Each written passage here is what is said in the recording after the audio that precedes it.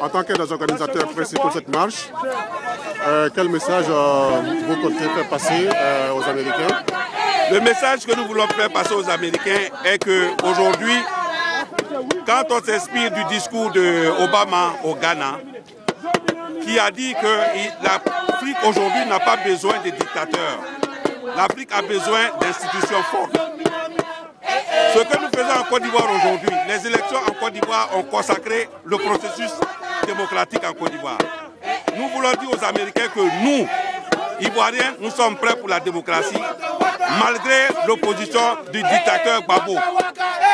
C'est tout ce que nous avons et nous demandons à la communauté internationale qu'aujourd'hui le temps n'est plus à la négociation pour Laurent Gbagbo, mais c'est de forcer Laurent Gbagbo à partir. Si notre nationalisme consiste à avoir un dictateur qui tue les enfants avec l'argent du contribuable, les chars achetés par l'argent du contribuable, un tel dictateur n'a pas sa place en Côte d'Ivoire ni en Afrique. C'est ce que nous disons aux Américains aujourd'hui. Donc nous sommes excédés par le pouvoir de Gbagbo et il doit partir, il n'est plus le président de Côte d'Ivoire. C'est tout ce que nous avons. Merci M. Bala Sidibé.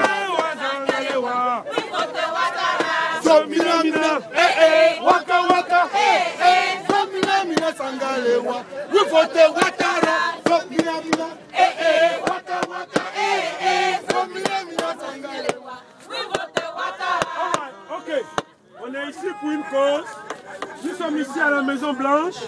Ils nous ont permis d'être là. Nous sommes venus manifester et nous avons un document à leur remettre. Tous ceux qui se sont déplacés, pour vous respecter, vous devez savoir le contenu de ce document.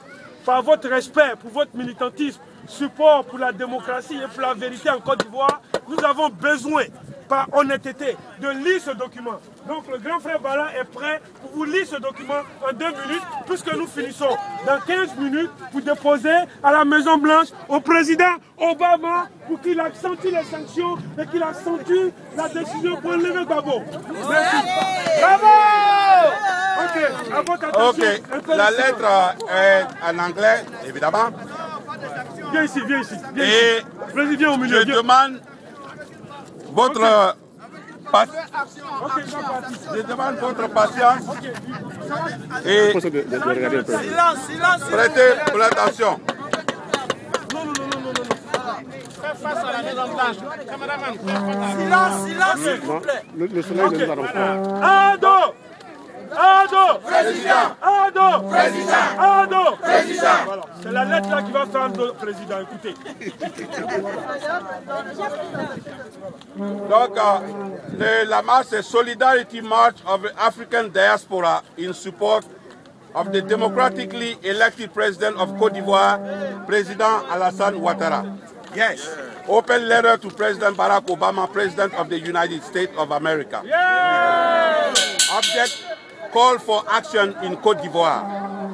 Mr. President, on July 11, 2009, in a memorable and inspirational speech before the Ghanaian Parliament in Accra, Ghana, you laid the ground for what African nations needed to be the partner of America in building the capacity for transformational change. You underlined 4 criteria for the future of Africa: democracy, opportunity, health, and the peaceful resolution of conflict.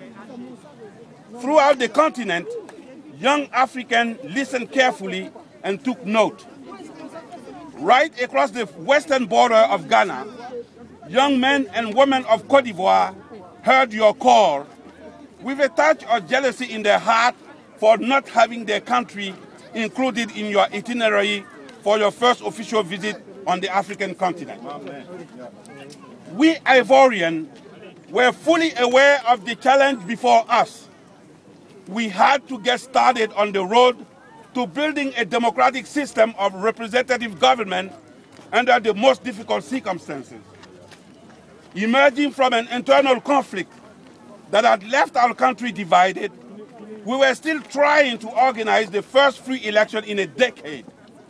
Mr. Laurent Gbagbo, who came to power in a sham of an election in 2000, was using every repressive measure against the opposition as well as delaying maneuver of international agreement to remain in power beyond his 5-year term, in a clear violation of the Constitution and the will of the Ivorian people yearning for a true representative government. Finally, last November, energized in great part by your call to young Africans to build strong and sustainable democratic government, the Ivorian people overcame their fears and uncertainty, and they went to the poll in massive number to vote for their president.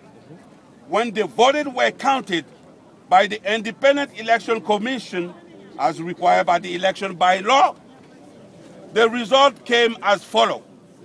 Mr. Alassane Ouattara, 54.1%, Mr. Laurent Gbagbo, 45.9%. The people of Côte d'Ivoire had spoken by electing Mr. Alassane Ouattara as the 5th president of the Republic of Côte d'Ivoire. The entire international community, and more importantly, the African country, through the African Union, have welcomed the new president, Alassane Ouattara. Mr. President, what the Ivorians are facing today is the challenge of removing from power a defeated strong man in Laurent Gbagbo, who refuses to abide by the election result by handing the reign of the government to the democratic elected president, Alassane Ouattara. A memorable line in your message to Africans was, Africa does not need strong men. It needs strong institutions. But what can an armed population do against a brutal dictator who has shown throughout his 10 years of reign an eagerness to kill innocent people to remain in power? Yes. Once again, a few days ago, in December 14, 2010, former President Laurent Gbagbo ordered the army and his militia of mercenaries to shoot peaceful demonstrators as they tried to march toward the national TV and radio station. As of today, the strongman Gbagbo stands in defiance of every pressure from the international community, while members of the military and his militia of paid mercenaries from Liberia and Angola are using the cover of his curfew to engage in premeditated murder of innocent people whose only crime was to cast their ballot for change. Mr. President, you stated in Accra that no person wants to live in a society where the rule of law gives way to the rule of brutality and bribery. That is not democracy, that is tyranny.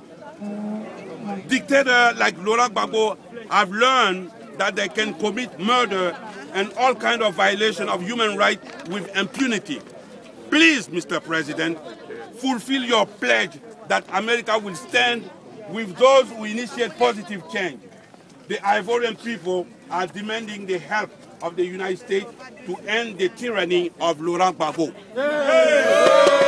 Mr. President, the unarmed and desperate people of Côte d'Ivoire do not need another round of verbal international condemnation of strongman Laurent Gbagbo. No.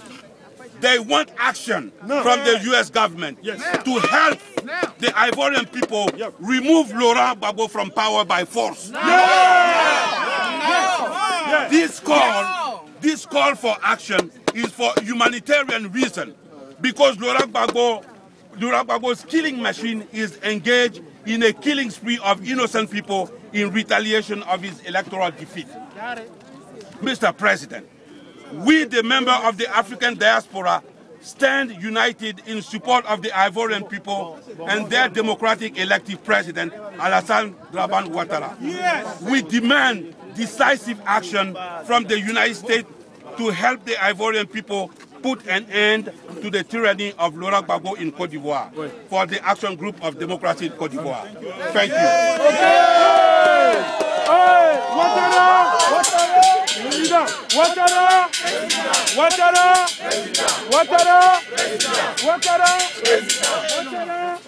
Ok les gars. le mercredi qui arrive.